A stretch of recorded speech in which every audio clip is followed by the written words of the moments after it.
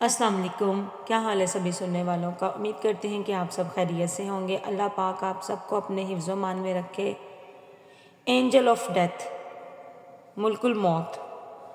اللہ اس کے رسولوں پر ایمان لانے کے بعد اللہ کے فرشتوں پر ایمان لانا اسلام کے بنیادی عقائد میں سے ایک ہے۔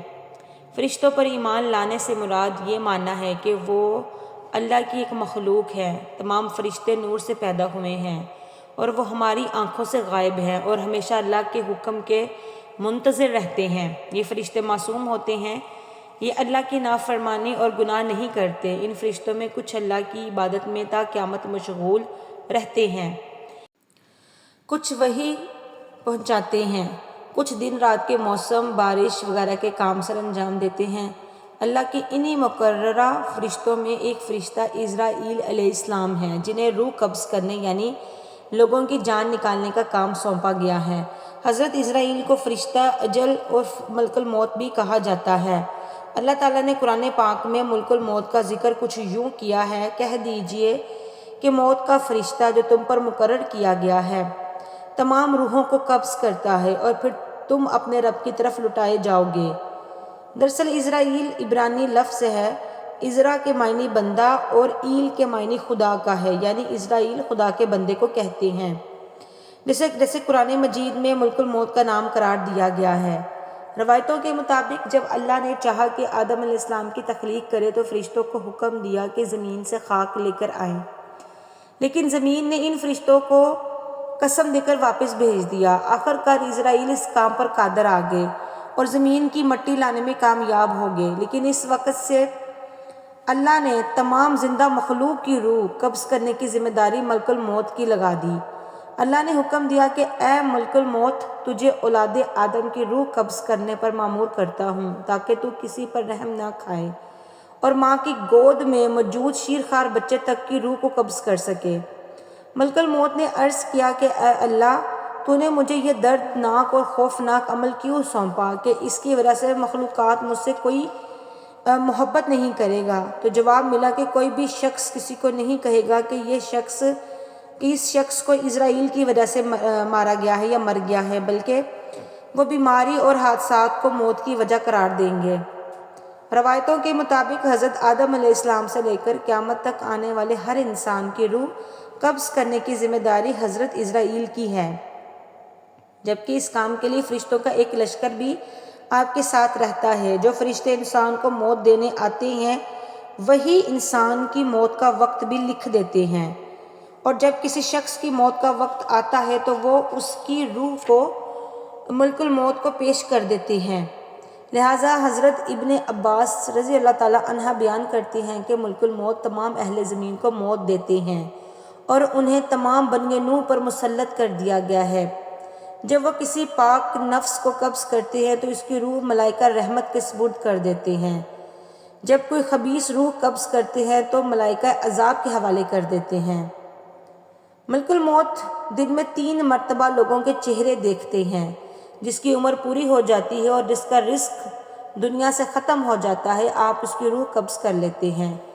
جب بندے کی روح قبض ہوتی ہے اور لوگ رونا پیٹنا شروع کر دیتے ہیں تو ملک الموت دروازہ پکڑ کر کھڑا ہو جاتا ہے اور فرماتا ہے کہ میں نے تمہارا کچھ نہیں بگاڑا، میں تو صرف اپنے اللہ کی طرف سے مامور ہوں، نہ میں نے اس کا رزق کھایا اور نہ ہی میں نے اس کی روح قبض کی، اور مجھے تو تمہارے پاس بار بار آنا ہے یہاں تک کہ تم میں سے کوئی باقی نہ بچے۔ اگر ملک الموت کو لوگ اس وقت دیکھ لیں اور ان کی بات سن لیں تو میت کو بھول کر اپنے آپ کو دیکھنے لگیں۔ باوجود اس کا کہ ملک الموت ایک فرشتہ ہے، ان کی ظاہری شکل و صورت اور حلیہ نہایت خوفناک اور عجیب و غریب ہے کہ مضبوط سے مضبوط جگر رکھنے والا شخص بھی اگر آپ کو دیکھ لے تو خوف کے مارے آدھی جان نکل جائے۔ اس متعلق حضرت ابن مسعود رضی اللہ تعالیٰ عنہ بیان کرتے ہیں کہ حضرت ابراہیم علیہ السلام کی ملاقات جب ملک الموت سے ہوئی تو آپ نے ان سے سوال کیا کہ اے ملک الموت، آپ مجھے وہ صورت دکھائیں جس میں آپ کفار کی روح کو قبض کرتے ہیں۔ تو ملک الموت نے کہا، یہ آپ کی طاقت سے باہر ہے، لیکن آپ کے اصرار پر انہوں نے وہ صورت دکھانی شروع کی اور فرمایا کہ آپ اپنا منہ موڑ لیجئے۔ جب ملک الموت اپنی اصلی صورت میں نمودار ہوئے اور آپ نے انہیں دیکھا تو وہ ایک سیاہ شخص تھے جن کے سر میں سے آگ کے شعلے نکل رہے تھے۔ یہ دیکھ کر حضرت ابراہیم علیہ السلام پر غشی طاری ہوگی، اور جب ہوش آیا تو حضرت ابراہیم نے فرمایا اگر کافر کو صرف آپ کی شکل دیکھنے کی تکلیف برداشت کرنی پڑے تو یہ بہت بڑی تکلیف ہے۔ اب ذرا یہ بتائیے کہ مومن کی روح کس قالب میں ہو کر نکالتے ہیں؟ ملک الموت نے کہا ذرا منہ پھیر لیجئے۔ آپ علیہ السلام نے منہ پھیر کر جب دوبارہ ان کی طرف دیکھا تو آپ کے سامنے حسین نوجوان تھا جس کے جسم مہک رہا تھا، جس کے کپڑے سفید تھے۔ ابراہیم علیہ السلام نے فرمایا کہ اگر مومن کو صرف آپ کے دیدار کی دولت دے دی جائے تو یہ کافی ہے۔ ملک الموت کے خوف اور دہشت کا یہ عالم ہے کہ نہ صرف جن اور انسان بلکہ فرشتے بھی آپ سے اس طرح ڈرتے ہیں جیسے انسان شیر کو دیکھ کر ڈرتا ہے۔ ہر ذی روح جن و انس کی روح کو قبض کرنے والے ملک الموت کو کیسے موت آئے گی؟ یہ بھی ایک دلچسپ واقعہ ہوگا۔ روایتوں کے مطابق روز محشر اللہ تعالیٰ کے حکم سے ہر نفس مر جائے گی، تمام جن و انس کو موت آ جائے گی، پھر اللہ عرش کے فرشتوں کو بھی مار دے گا، پھر حضرت جبرائیل علیہ السلام، میکائیل اور اسرافیل علیہ السلام بھی اللہ کے حکم سے مر جائیں گے، اور صرف اللہ ہی کی ذات باقی رہ جائے گی اور نیچے صرف ملک الموت باقی رہ جائیں گے۔ اب اللہ پوچھیں گے کہ بتاؤ کون باقی ہے؟ اسرائیل علیہ السلام کہیں گے اوپر تو باقی ہے اور نیچے تیرا غلام باقی ہے۔ اللہ کا حکم ہوگا تو بھی مر جا۔ اس طرح تمام مخلوق کی روح قبض کرنے والے کی روح کو خود اللہ تعالیٰ قبض فرمائے گا۔ ملک الموت ایسی چیخ ماریں گے کہ اگر اس وقت کوئی انسان ہوتا تو اس کا کلیجہ پھٹ جاتا۔